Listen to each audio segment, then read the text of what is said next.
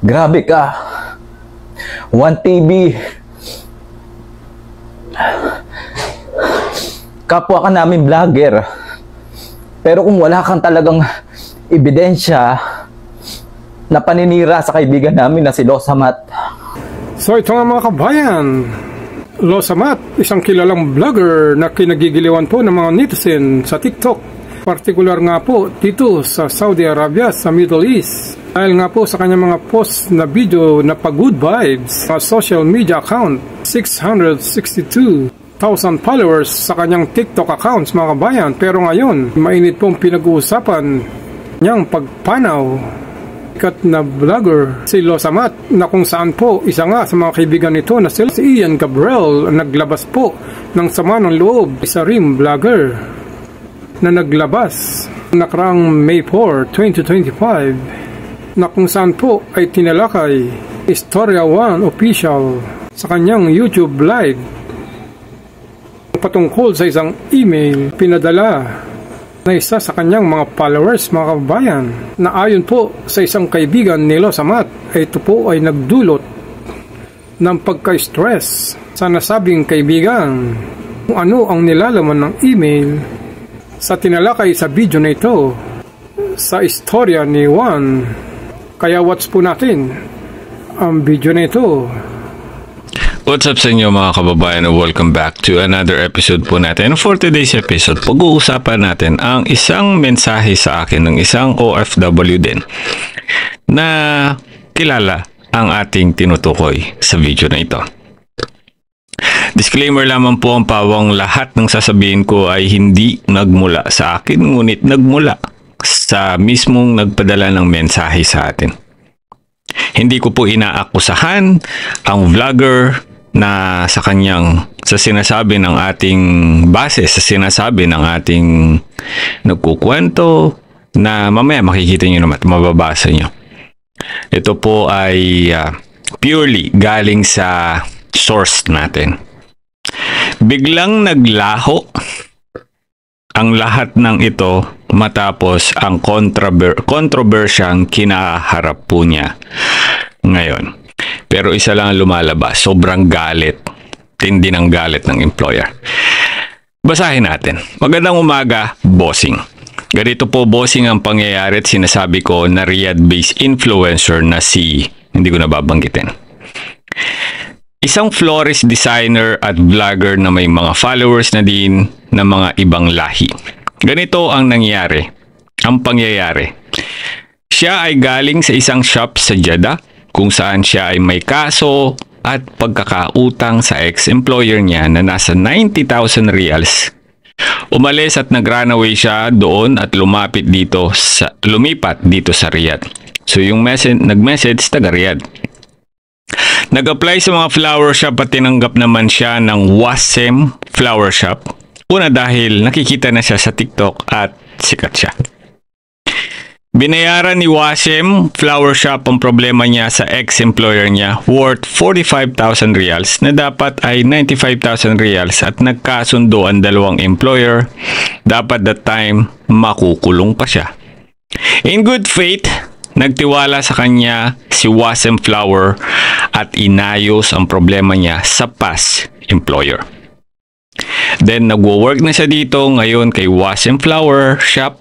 Binigay sa kanya lahat ng tiwala at pag-manage ng shop, ipinapadala sa mga events at malalaking gathering. Pinamahala din sa kanya ang flower shop lahat-lahat from finances at expenses ng suppliers. Lahat ibinigay sa kanya. Siya na din ang may hawak ng company ATM kung saan nandoon ang petty cash at may laman na malalaking pera para sa bayarin ng shop, bayad sa mga suppliers at daily expenses. Hindi sa sales kinukuha. Yes, yung petty cash naman, hindi naman sa sales yan eh. Makalipas ang ilang buwan, biglang umalis o nag-runaway si Losamat 2 months ago sa Wasem Flower Shop. Walang message, walang explanation, wala kahit ano. Tapos nalaman na ng owner ang nawawalang pera at utang sa suppliers na hindi nababayaran na umabot sa 100,000 real at ang nawawalang pera sa ATM ay umabot na 40,000 Saudi reals. Nagsampa at nagkaso si employer sa vlogger.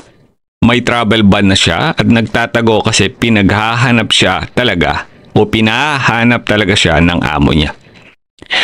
Ang ginawa pala niya, umabot ng 100,000 ng credit sa mga suppliers kasi ang gagawin niya, gumagawa siya ng mga trabaho sa labas ng company, gagawa siya ng mga flower arrangement for small wedding, small gathering, special events, tapos ang bulaklak, kukunin niya sa suppliers tapos charge under Wasim account, tapos yung bayad naman sa mga ginawa niya sa labas, hindi pinapasok sa kumpanya. Tapos yung loan niya na 45,000 real para mabayaran yung ex-employer niya, hindi niya nabayaran. Oh my God. So, ano talaga siya, no? May tawag dito, malikot ang kamay. Tapos may nawawalang pera sa ATM ng company na umabot ng 40,000 reals. Napakabait ng owner ng Wasim shop na si Mr. Muhammad. Marami siyang natulungan ng mga Pinoy, lalo na yung mga hurub, na binigyan niya ng part-time job na shop niya sa mga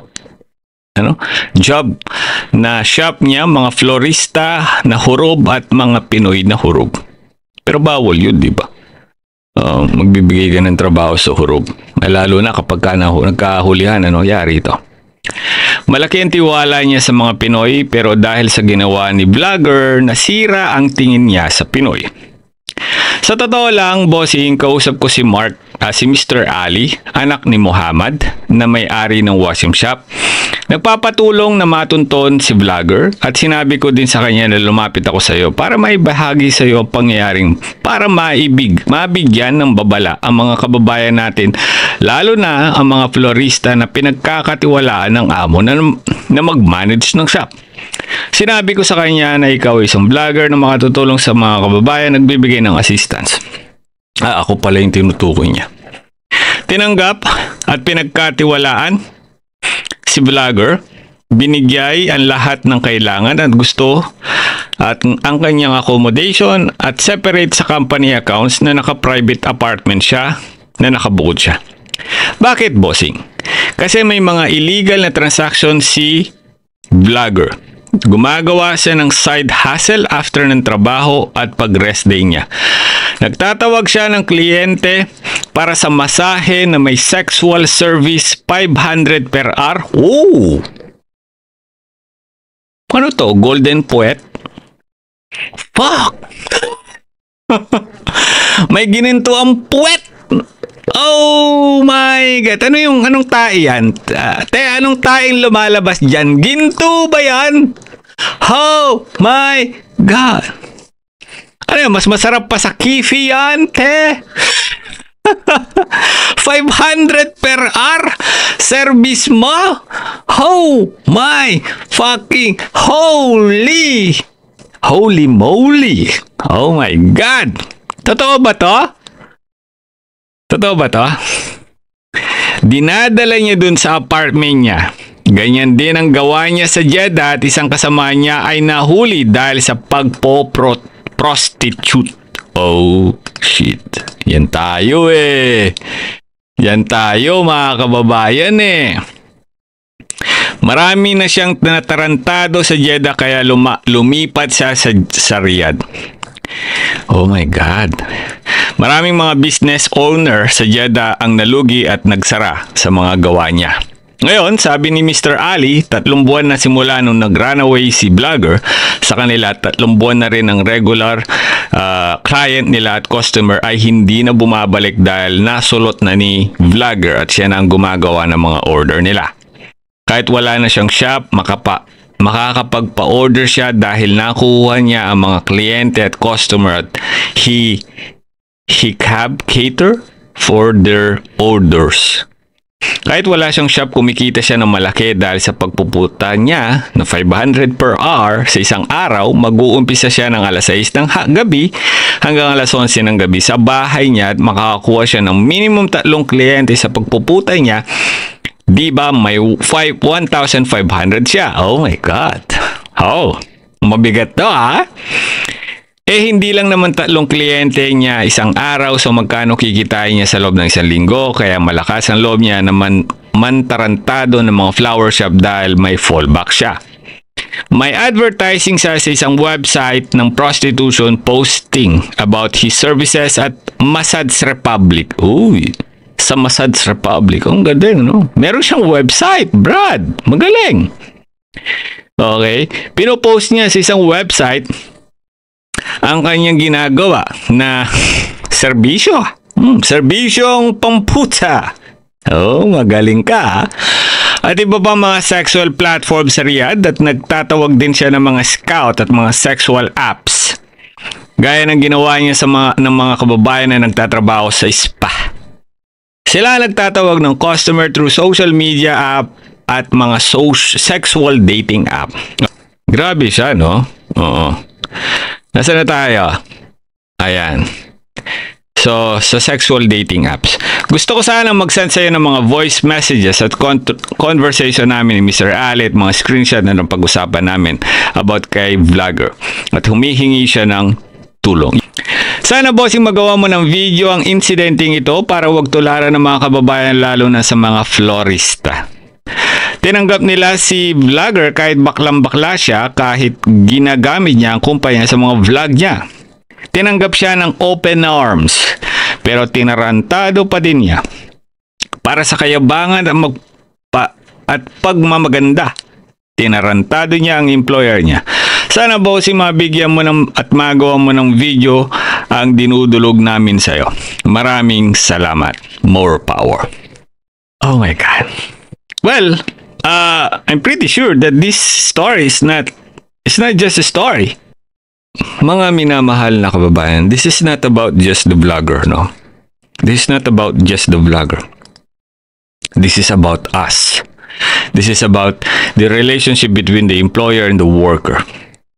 The employer has so much trust for everybody, no? But that trust has a limitation. Okay. Alam naman natin na ako napapanood ko siya, no? I've seen many times his videos. Sometimes I'm really nadadala din ako, natatawa din ako sa mga video niya Kenkoy, no?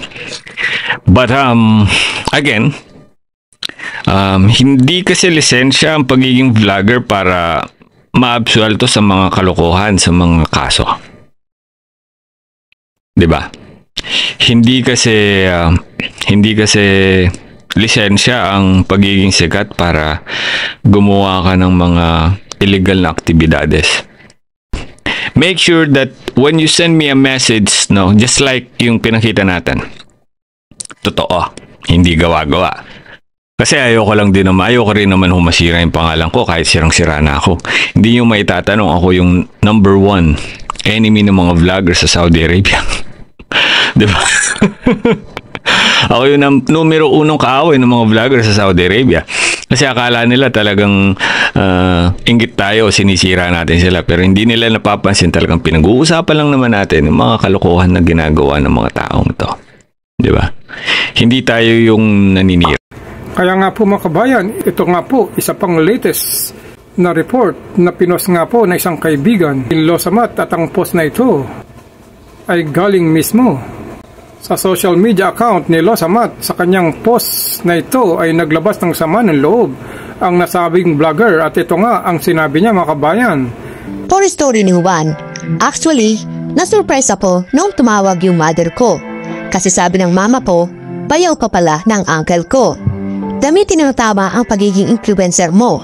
Kasi sobrang mali ang ginawa mo, di mo man lang kinuha ang side ko para maging patas ka. Naiintindihan kita para sa content mo. Dudumugin ng tao ang page mo. What if mahina akong tao at nagpakamatay ako dahil sa kahiyan na ginawa mo? Mabuti nga ako to. What if ibang tao? What if may nangyari kay mama ko at papa ko sa Pinas? Dahil sobrang kahiyan ang ginawa mo sa pamilya ko. Pinalabas mo ako magnanakaw sa akin? Okay lang, pero naapektuhan ako nung tumawag ang mama ko. Sobrang sakit na kita ang nanay mo umiiyak dahil sa sobrang kahiyan. Sana maging patas ka. Dahil minsan, wala akong binanggit na masama tungkol sa'yo.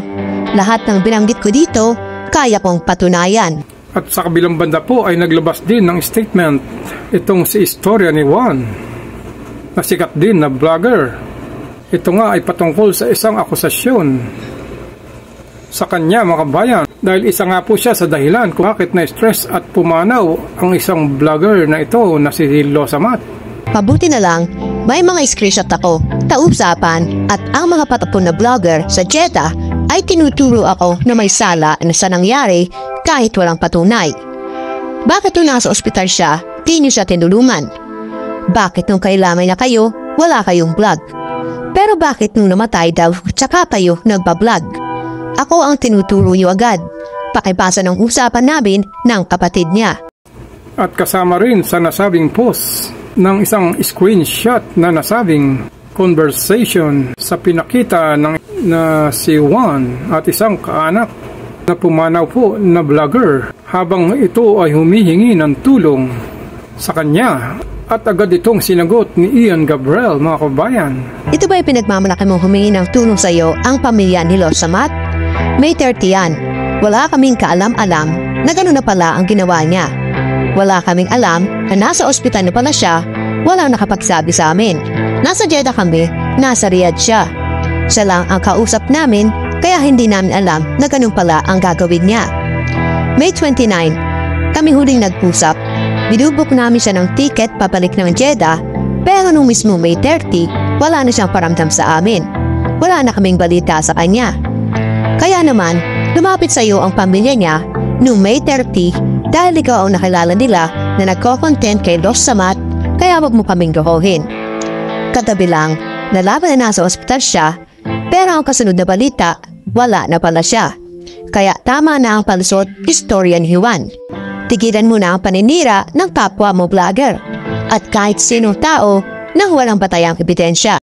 Sa sobrang sama ng loob ng vlogger na ito na si Ian Gabriel, ay naglabas na rin ito ng isang video na kung saan po ay sinabi nito ang kanyang lahat ng hinanakit sa nasabing vlogger, mga kababayan.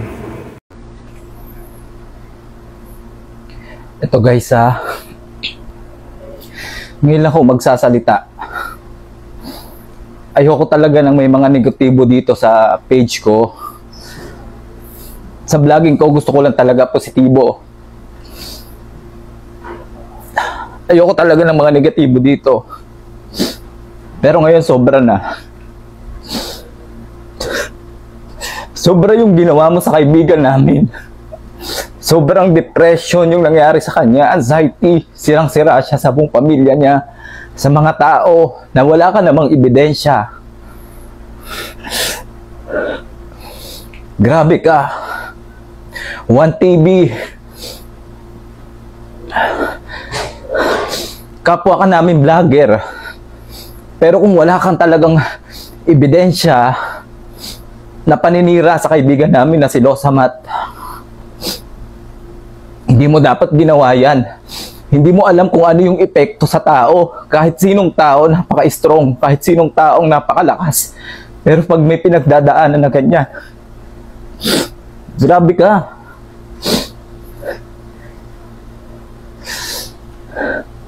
Nang dahil sa post mo, makonsensya ka naman. One TV, makonsensya ka sa ginawa mo. Nagpakamatay yung kaibigan namin. May 29, nag-chat yung kaibigan namin na bababa dito ng Jeddah kasi stress na, depressed na. Ibinubuk namin siya ng ticket papunta dito. Nung inaas namin yung passport, kaya pala hindi na siya nagbibigay ng passport. Ganyan na pala yung nangyari. One TV, makonsensya ka sana sa ginawa mo sa kaibigan namin. Wala kang awa. Sana matuto ka sa ginawa mo dahil sa mga paninira mo, sa mga vlogger dito, sa Saudi Arabia at kahit sinong vlogger na mga sinisiraan mo, hindi mo alam kung ano yung epekto na to sa kanila. Nagpakamatay yung kaibigan namin. Walang niya ka.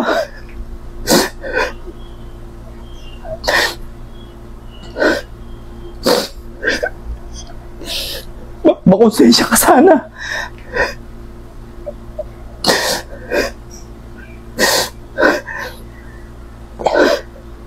Makonsensya sa mga ginagawa mo. Sa kabilang banda ay nagsalita na nga rin po na si OFW 1TV para sagutin at basagin ang katahimikan nito para rin linawin ang mga issue at mga akusasyon na lumalabas na binabato sa kanya. Mga kababayan, Gising ka mula sa mahimbing na pagkakatulog mo. Malinis na konsyensya. Bigla ka na lang makakabasa, makaka-receive ng mga messages at kaliwat ka ng tawag tungkol sa issue na paratang ng mga tao. Na di umano, ako daw ang pumatay kay Losamat. Hindi ko ginagawa ang content na to para magmalinis. No. But I have my rights to defend myself. Marapat lang ba talaga na sisihin natin ang vlogger tungkol sa bagay na wala pa tayo kasiguraduhan? Basagin natin ang ating katahimikan. Kung namatay man talaga si Losamat, condolence sa pamilya at rest in peace kay Losamat. Ang issue was last month. Ni isa sa kanilang kaibigan niya walang nagsalita. Bakit? Noong habang siya'y pinapasa ng bigat ng paratang paninira at panghusga, wala kang naiambag ni isang salita upang itama yung mali at manindigan sa panig ng katotohanan. Ngunit ngayong wala na siya, ngayon hindi na siya makapagsalita upang ipagtanggol yung sarili niya, bigla kang naging mapanisi. Mapagmalasakit kuno na tila tagapagtanggol ng kanyang alaala. Nakakalungkot isipin na ang ilan sa atin ay pumipili lamang magsalita kapag wala na yung panahon magbago ang takbo ng istorya. Ang mga ganitong vlogger, kung tunay na malasakit ang pag-uusapan, hindi na susukat sa haba ng mensahe mo sa burol, kundi sa tapang na manindigan noong panahon ng panggigipit. Ang tunay na pakikipag-isa o pakikiisa ay hindi pinapakita sa pamamagitan ng paninisi kapag huli na yung lahat, kundi sa pagyakap ng katotohanan na kahit hindi ito tanggap ng marami. Kaya't sa harap ng kanyang katahimikan sa kamatayan, naway tayong mga buhay ay manahimik din. Dahil hindi sa pagkukulang, kundi sa pagsisisi. Sana katahimikan ito ay maging paalala. May panahon ng paninindigan. At kapag pinalampas mo yun, wala ka ng karapatang umasta bilang tagapagtanggol ng alaala ng taong minsan mo nang piniling binaliwala. Binaliwala nyo siya. Binaliwala mo siya. Binaliwala nyo siya. At yung issue dito sa video na nakikita natin, na kung saan humihingi din ng tulong ang sarili niyang kapatid. May 29 kausap mo siya. May 30 nag-message sa akin ng kapatid niya na nasa ospital ang kanyang kapatid. Humihingi ng tulong ang mismong kapatid niya na si Agnes. Ayan yung message niya sa akin. At dito, tinanong ko bakit. Ang sabi niya, pwede nyo po ako i-call sa messenger ko po or sa IG o sa number ko po. Magbigay po ako ng IG number sa inyo. Tinatanong ko kung bakit nasa ospital si Losamat. Ang sabi niya na depressed.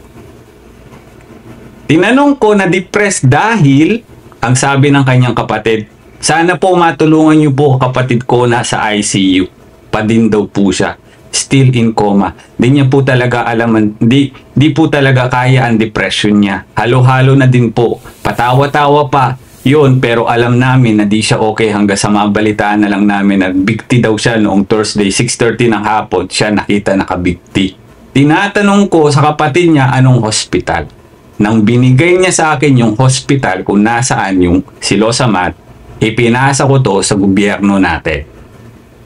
Bakit ngayong araw na to, nag-message sa akin ng kapatid niya, sabi ng kapatid ni Losamat, pwede po bang makiusap sa inyo na pa-take down na lang po ang post nyo? Bigay nyo po muna sa amin ang pagluluksa. Saka po, kapatid namin, sobrang sakit po. Tapos, kanya po ang ingay sa social media. Gusto po naming tahimik pong pagluluksa kay Losamat. Sobrang sakit po. Na ang kapatid niya mismo ay pinost ako na ako pa ang sinisisi ng pagkawala ni Losamat. Ngayon, tinatanong ko po sa inyo, pati sa kapatid niya, bakit noong humihingi ng tulong sa akin ang kapatid ni Losamat na ibinigay ko sa gobyerno upang malaman nila na nasa ospital si Losamat para bisitahin, hindi nabigay sa akin ang dahilan at hindi sinabi sa akin na ako ang dahilan?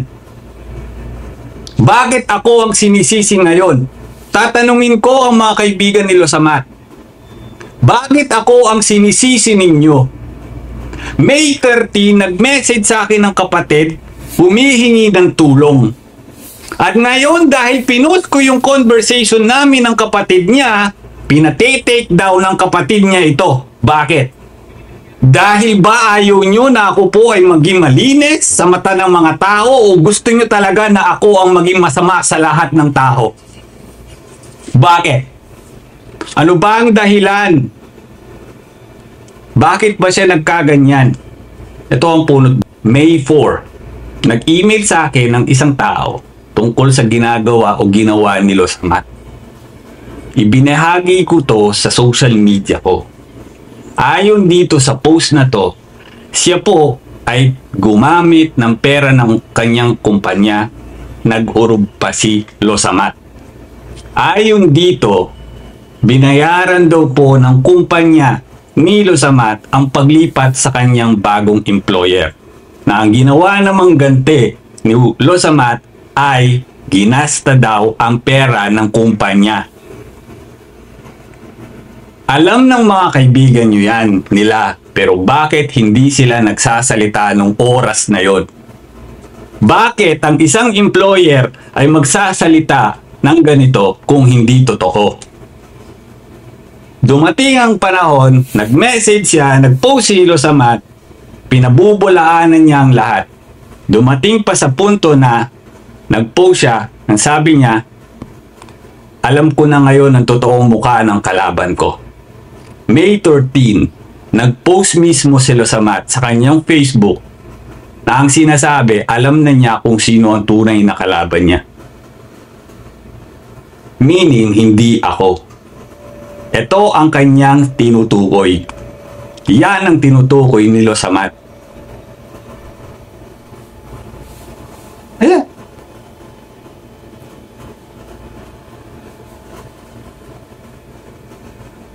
Yan ang conversation nila.